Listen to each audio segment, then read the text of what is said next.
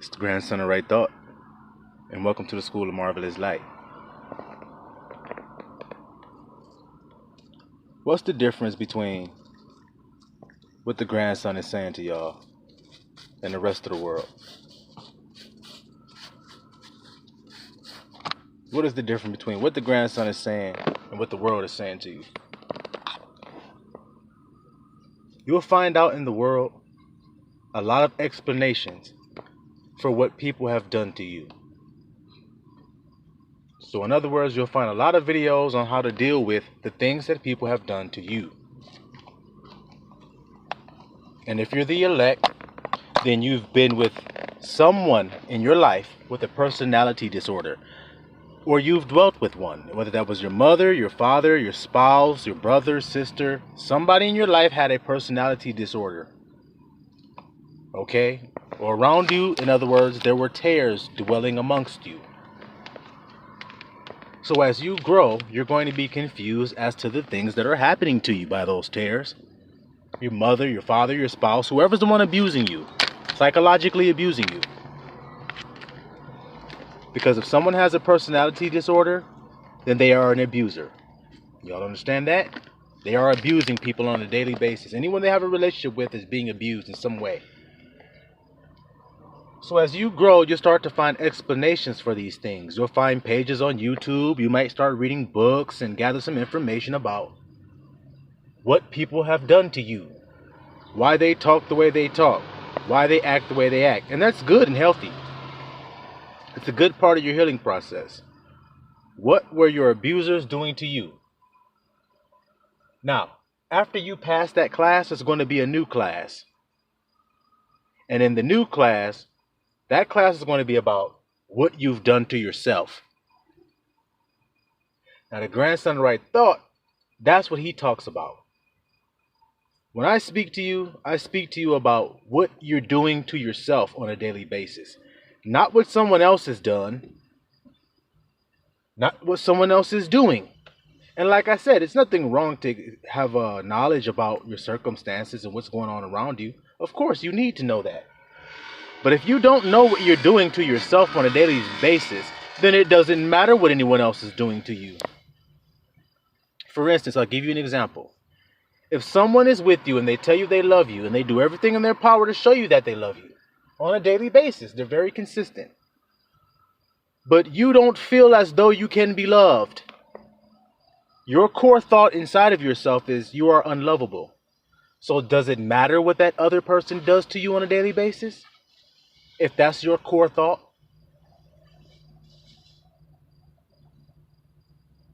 No, it doesn't matter what they do. They'll just be wasting their time trying to love you. I mean, I'm sure some of y'all know what I mean. Some of you elect, haven't you been in relationships with people and you said, I'm just wasting my time pouring into a bottomless pit? That's all I'm doing. See, because in order to pour into somebody, you must know what their self-talk is before you pour into them.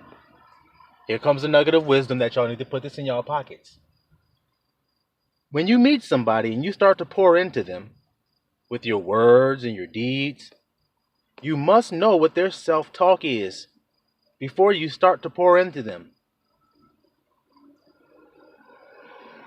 Because if you're trying to pour love into somebody that feels unlovable, you must, before you start pouring love in, correct the self-thought of I am unlovable. You must correct that before you pour the love in, or you're just pouring love into an empty vessel. Do you understand? So the self-talk of that individual is what's going to determine how they respond to the things that you do. If they're believing that they're lovable, I am lovable, I am loved, that is their core thought, then when you show them things that show them that you love them, they appreciate it, they mention it, they bring it up, they do things in return to show you that they appreciate what you've done for them. You see? But if someone's just thinking in their head, I'm unlovable, I'll never be loved, and they have a spouse, and that spouse spends all of their time trying to convince that person that they love them, will they be successful, or will they be wasting years and years and years off of their life? So then, Do you see how when you get into a relationship, anybody who's getting into a relationship, pay attention to this. Alert, alert, alert. Anybody who's getting in a relationship, the things that they have in their core beliefs will determine how they respond to the things that you do. So if you meet somebody and you notice that their core beliefs are positive, I am well, I am blessed, I am successful. Do you have to do things to make them feel successful and blessed and happy and healthy? If they already are feeling those things within themselves already before you even came in contact with them?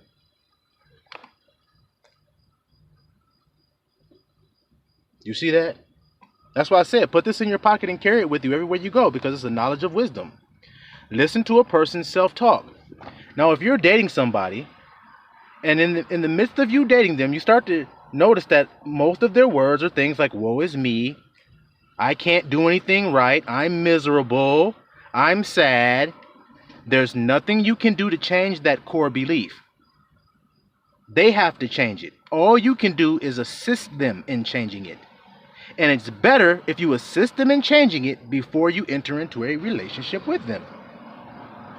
It's better you be their friend first and help them in their case of self-hatred, because it won't matter. That's the whole point I'm telling you. It won't matter what the hell you do once y'all get together, if that's their core beliefs. But you see what happens with empaths. A lot of time they get into a relationship, and what happens? They think they can change this person's core beliefs by their actions. Oh, you feel unlovable. Okay, well, now that I'm in your life, I can show you how lovable you are by treating you this way and that way and this way and this way and this way. And then you did all that, and at the end you found out they still felt unlovable.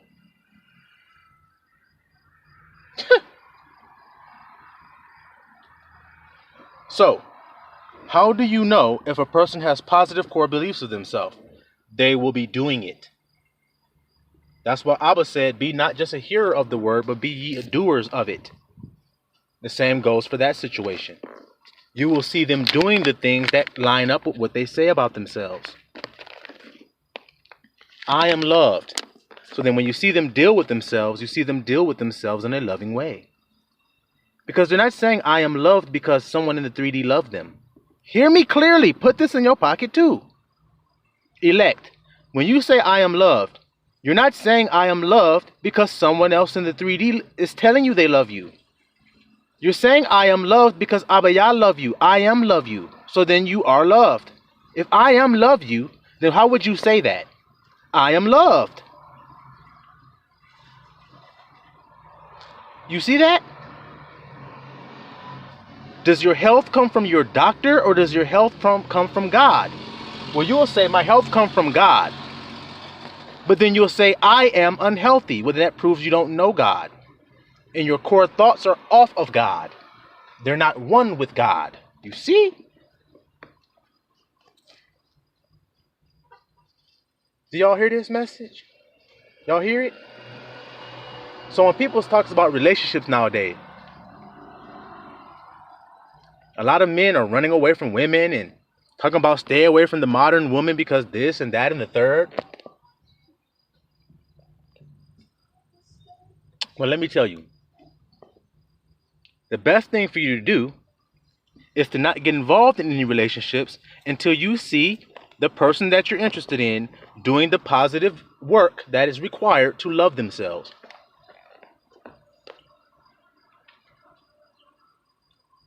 And loving yourself is as subtle as when you get up in the morning and you have a bad attitude and somebody says, hey, what's going on? You just go, oh, God, well, no, I don't know. That's not loving yourself, see? That's not a person who's loving themselves in that moment. So when you see that behavior, you assist. You say, hey, why don't you try this thought? In other words, that's what you're doing. Why don't you try these thoughts and feelings? If they resist, then you keep on moving. You see?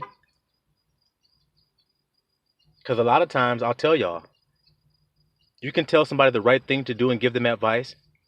But if they don't feel like that, They'll probably get upset that you're telling them that shit. A lot of times people get irritated when you give them sound advice. They get upset and don't want to hear you because you're not murmuring and complaining with them. That's all they want is complaining and murmuring. So when you don't complain and murmur, they don't want to hear it. Well, that's when you keep it moving.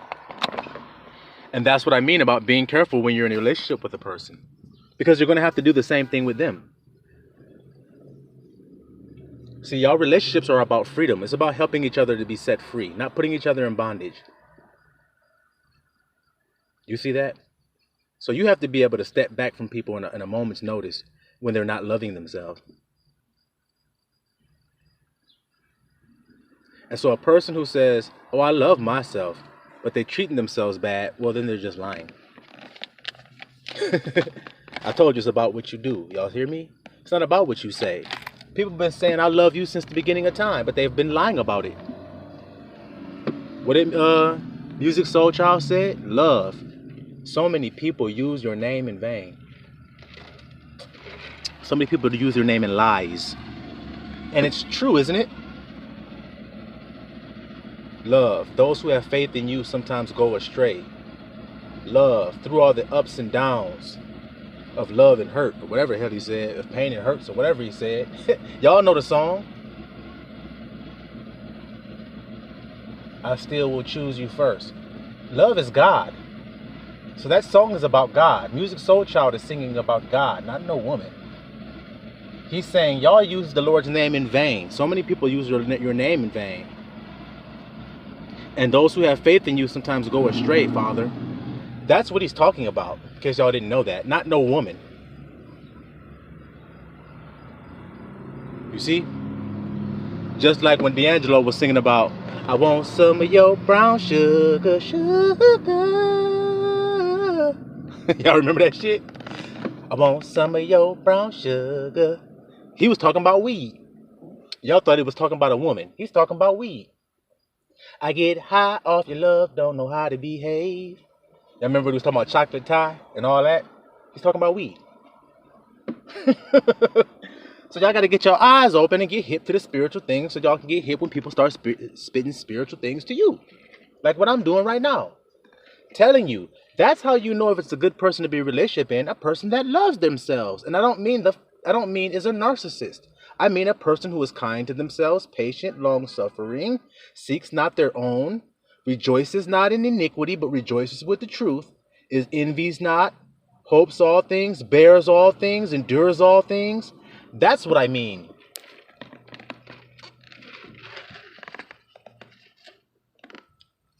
Y'all hear me though? So y'all keep that nugget in y'all pocket when y'all going out here into the world dealing with these tares, these people who look like people but aren't people. You'll know if they're a person by their doings. Or as Yahusha said, you'll know them by their fruit. By their results. You see? So that's all for now. Y'all keep y'all truth lenses on. Stay focused out here. Siluam Israel.